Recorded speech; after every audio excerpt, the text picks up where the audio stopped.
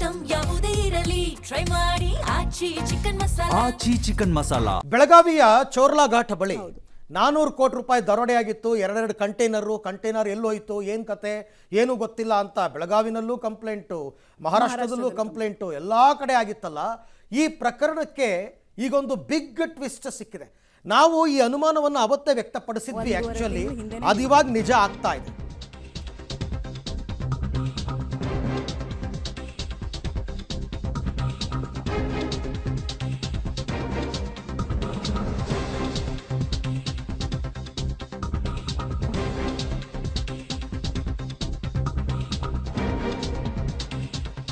ಬೆಳಗಾವಿ ಗಡಿಯಲ್ಲಿ 400 ಕೋಟಿ ದರೋಡೆ ಕೇಸ್ಗೆ ಈಗ ಒಂದು ಬಿಗ್ ಟ್ವಿಸ್ಟ್.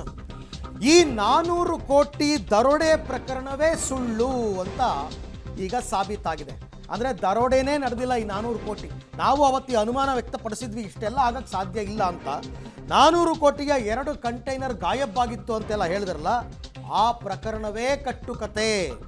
ಮಹಾರಾಷ್ಟ್ರದವರು SIT ಅವರು ತನಿಖೆ ಮಾಡ್ತಾ ಇದ್ದಾರಲ್ಲ, ತನಿಖೆಯಲ್ಲಿ ಈಗ ಈ ಕೃತ್ಯವೇ ಸುಳ್ಳು ಅಂತ ಪಬ್ಲಿಕ್ ಟಿವಿಯಲ್ಲಿ ಕುರಿತಂತೆ ಬಿಗ್ ಎಕ್ಸ್ಕ್ಲೂಸಿವ್ ಸ್ಟೋರಿ.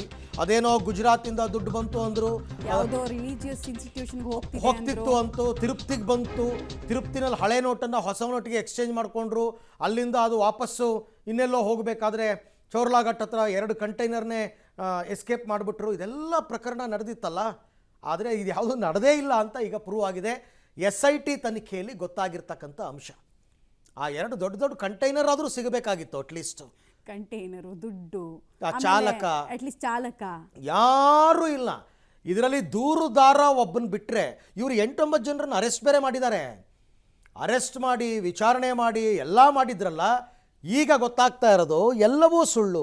ಹೋಗಲಿ, ಅಷ್ಟೊಂದು ದುಡ್ಡು ಕಳ್ಕೊಂಡು ವ್ಯಕ್ತಿ ಕನಿಷ್ಠ ಪಕ್ಷ ಒಂದು ಕಂಪ್ಲೇಂಟ್ ಆದರೂ ಕೊಡಬೇಕಾ?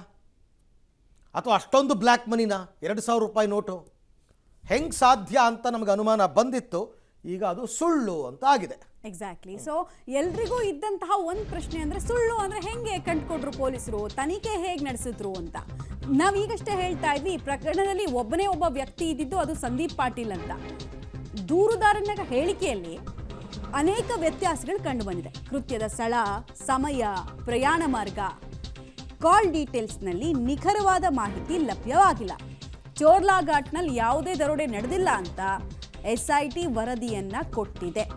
ಸಾಕ್ಷ್ಯ ಕೊರತೆಯಿಂದಾಗಿ ಎಲ್ಲ ಆರೋಪಿಗಳ ಬಿಡುಗಡೆಗೆ ಈಗ ಕೋರ್ಟ್ ಕೂಡ ಪ್ರಾಸೆಸ್ ಅನ್ನು ಮಾಡ್ತಾ ಇದೆ.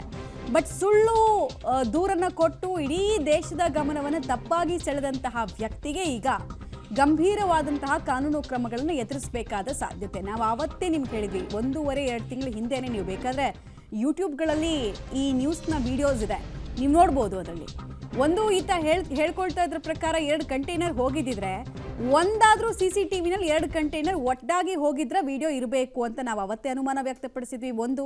ಎರಡನೇದಾಗಿ ಅಲ್ಲಿ ಟೋಲ್ ಗೇಟ್ಗಳಲ್ಲಿ ಎಲ್ಲೂ ಪಾಸ್ ಆಗಿಲ್ಲ, ಎಲ್ಲೂ ಟಿಕೆಟ್ ಹರಿದಿಲ್ಲ, 2ನೇ ವಿಚಾರ.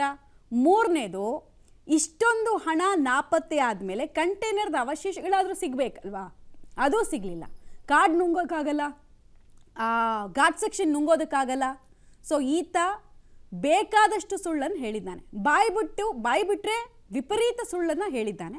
ಈಗೀತ ತಗ್ಲಾಕೊಂಡಿದ್ದಾನೆ ಅನ್ನೋದು ಗೊತ್ತಾಗ್ತಾ ಇದೆ. ಹಾಗಾದರೆ ಈ ಸಂದೀಪ್ ಪಾಟೀಲ್ನ ಉದ್ದೇಶ ಆದರೂ ಏನು?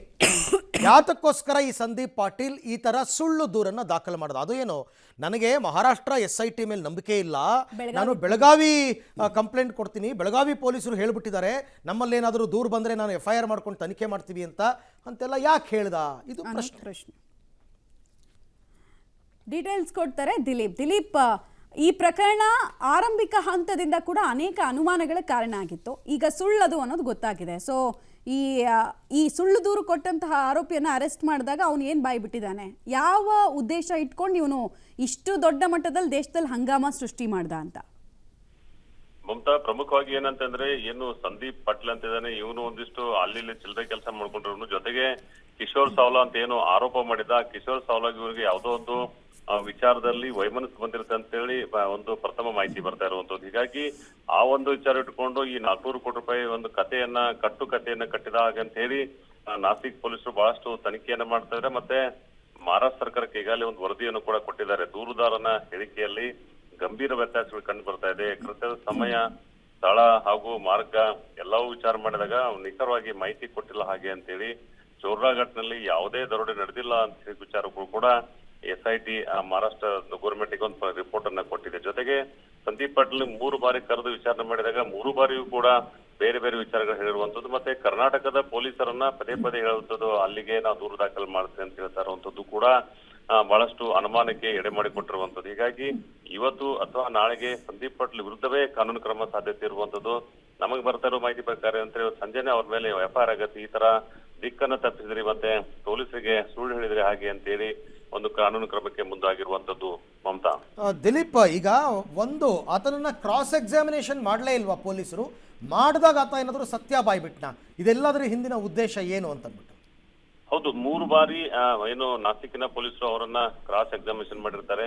ಅದರಲ್ಲಿ 1 ಬಾರಿ ಏನಾಗುತ್ತೆ ಅಂತಾರೆ, ಇವನು ಸ್ವತಃ ಕಿಶೋರ್ ಸಾವ್ಲಾ ಅವರ ಆಫೀಸ್ಗೆ ಹೋಗಿರ್ತಾನೆ.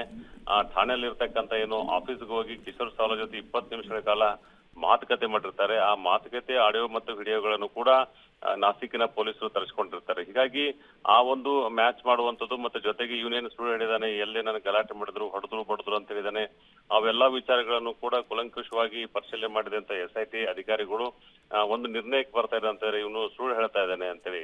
ಇಷ್ಟೆಲ್ಲ ಆದ್ಮೇಲೆ ಕಿಶೋರ್ ಸಾವ್ಲಾನ ಆಫೀಸ್ಗೆ ಹೋಗುವುದಾದ್ರೂ ಏನಿತ್ತು, ಅಲ್ಲಿ ಹೋಗಿ ಒಂದು ಪ್ರಕರಣವನ್ನ ದಾಖಲು ಮಾಡಿದ್ದಾನೆ, ಕಿಡ್ನಾಪ್ ಪ್ರಕರಣ ದಾಖಲು ಮಾಡಿದ್ದಾನೆ. ಅದಾದ್ಮೇಲೆ ಮತ್ತೆ ಕಿಶೋರ್ ಸಾವ್ಲಾನ ಆಫೀಸ್ಗೆ ಹೋಗೋದು ಏನಿತ್ತು ಅಂತ ಹೇಳಿ ದೊಡ್ಡದಾದಂತ ಗಂಭೀರವಾದಂತ ಚಿಂತನೆಯನ್ನ ಮಾಡಿದ ಪೊಲೀಸರು ಅವಾಗ ಗೊತ್ತಾಗತ್ತೆ ಏನಂತಂದ್ರೆ ಇದೇನೋ ಬೇರೆ ವ್ಯವಹಾರ ಇದೆ, ಈ ವ್ಯವಹಾರನ್ನ ಮುಚ್ಚಿಡಕ್ಕೆ ಈ ವ್ಯವಹಾರನ್ನ ಮಾಡ್ತಾ ಇದ್ದಾರೆ, ಇದನ್ನ ಹೇಳ್ತಾ ಇದಾರೆ ಅಂತೇಳಿ ಏನು ಸಂದೀಪ್ ಪಾಟೀಲ್ ಮೇಲೆ ಒಂದು ಸಂಶಯ ಬಂದಿರುವಂತದ್ದು. Arvind, right, thank you Dileep, ತಮ್ಮೆಲ್ಲ ಮಾಹಿತಿಗಾಗಿ ಧನ್ಯವಾದ. ಇಡೀ ದೇಶದ ಜನ ಬೆಚ್ಚಿ ಬಿದ್ದುಬಿಟ್ಟಿದ್ರು. 400 ಕೋಟಿ ಅಂದರೆ ತಮಾಷೆ ಆಟ ಅಲ್ಲ. ಅದೇನೋ ಇನ್ನೂ ಒಂದು ಬಂದಿತ್ತಪ್ಪ, 400 ಕೋಟಿ ಅಲ್ಲ, ಅದು 1000 ಕೋಟಿ ಅಂತ ಬೇರೆ. ಅವನೇ ಹೇಳಿದ 1000 ಕೋಟಿ ಅದು ಅಂತನ್ಬಿಟ್ಟು ಎಲ್ಲರೂ ತಲೆ ಕೆಡಿಸ್ಕೊಂಡ್ಬಿಟ್ಟಿದ್ರು, including reserve bank of India. ಎಲ್ಲೋಯ್ತು ಈ ನೋಟ್ಗಳು ಹಂಗಾದ್ರೆ ಅಂತ ತಲೆ ಕೆಡಿಸ್ಕೊಂಡಿದ್ರು, ಲೆಕ್ಕನೇ ಸಿಕ್ತಿಲ್ವಲ್ಲ ಅಂತ. ಕೊನೆಗೂ ಈ ಪ್ರಕರಣನೇ ಸುಳ್ಳು ಅಂತ ಈಗಾಗಿದೆ.